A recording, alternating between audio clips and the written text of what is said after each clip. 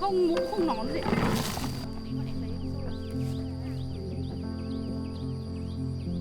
Nói ra này.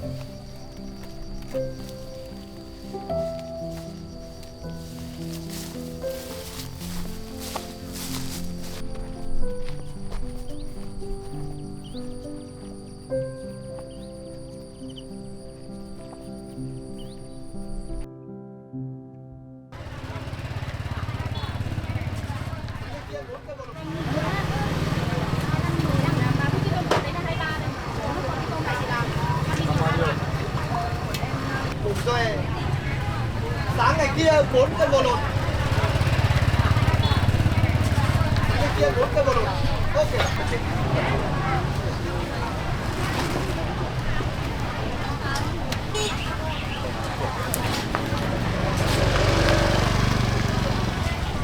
$30.000 một cân không ạ? Anh làm gì?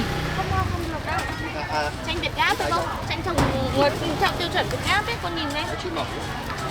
Nó nắng nôi, nó không bị dám nhất gì luôn. 30.000 một cân. Lấy thêm nhiều thịt chân này. Quà bữa mua xong nhìn thấy ngon. Cái chanh nó ngọt như thế này. Ngon nhỉ? Bị cái nó mắt này.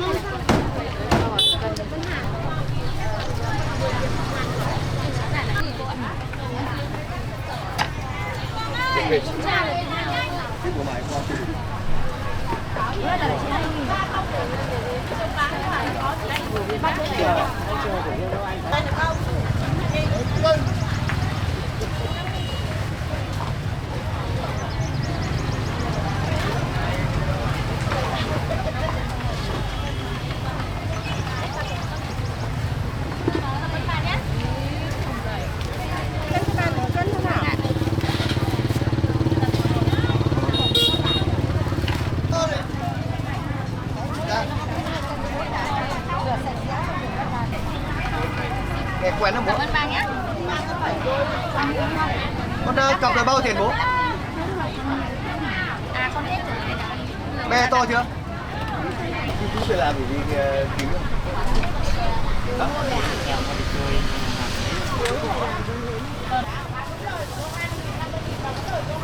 Cái Hết tiền rồi à? dạ. Lại hết tiền rồi còn gì nữa? Tiền than em hết của mỗi.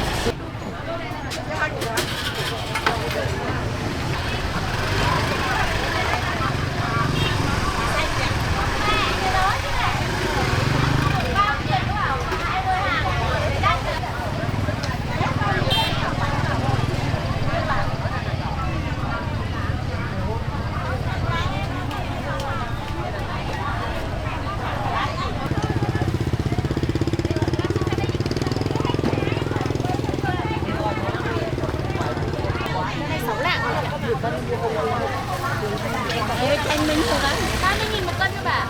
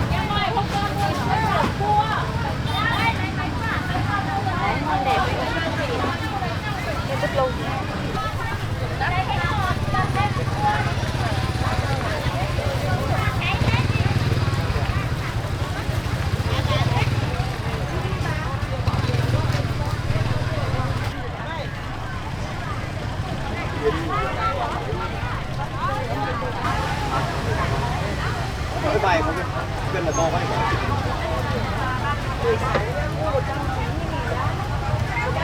Lúc xưa thì đấy này ngon này.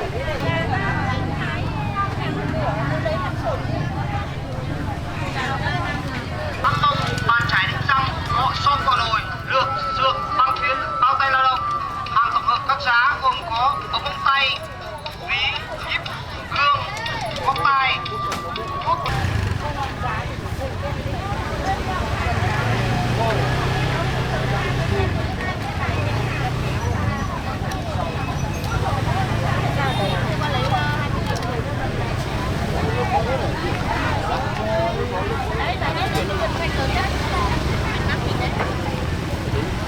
Có cái ốc không?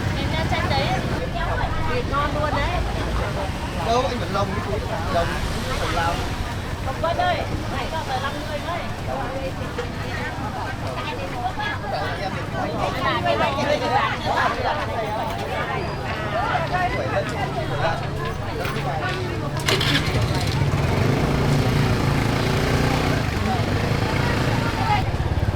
À cái đấy á?